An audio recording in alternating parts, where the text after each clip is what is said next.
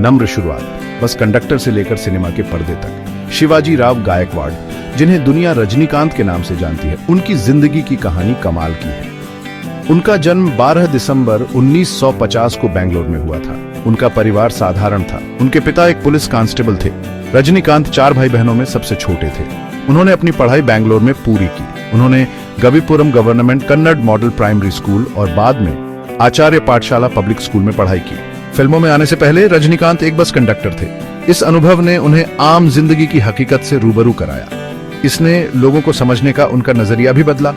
1973 में Rajinikanth Madras film institute में शामिल हुए। वो एक्टिंग की दुनिया की तरफ आकर्षित हुए। उन्होंने इस कला की बारीकियां सीखी कि बालचंद्र, एक मशहूर निर्देशक, ने उनकी क्षमता को पहचाना।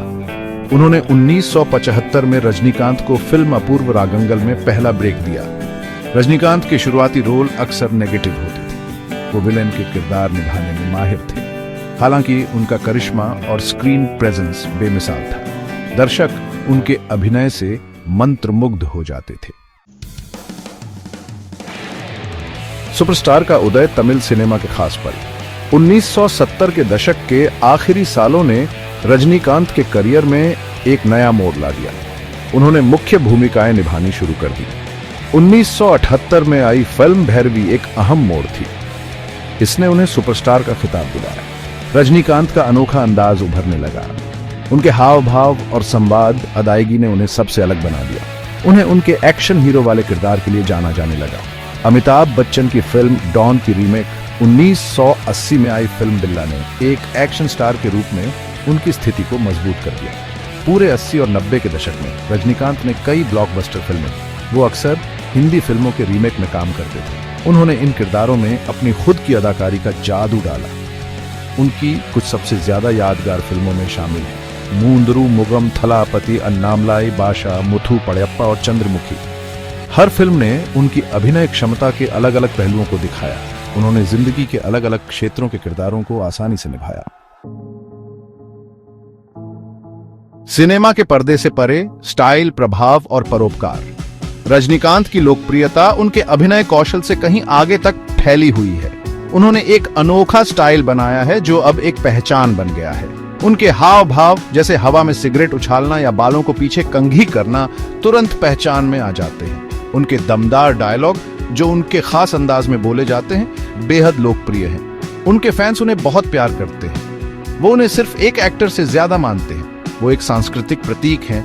उनकी फिल्में अक्सर सामाजिक मुद्दों को दर्शाती हैं। वो आम आदमी की उम्मीदों और आकांक्षाओं से जुड़ी होती हैं। तमिल सिनेमा पर रजनीकांत का प्रभाव निर्विवाद है। उन्होंने कई पीढ़ियों के कलाकारों को प्रेरित किया है। शो बिजनेस की चकाचौंध से परे रजनीकांत अपने परोपकार के लिए जाने जाते हैं। उन्होंने कई तरह के कामों का समर्थन किया है।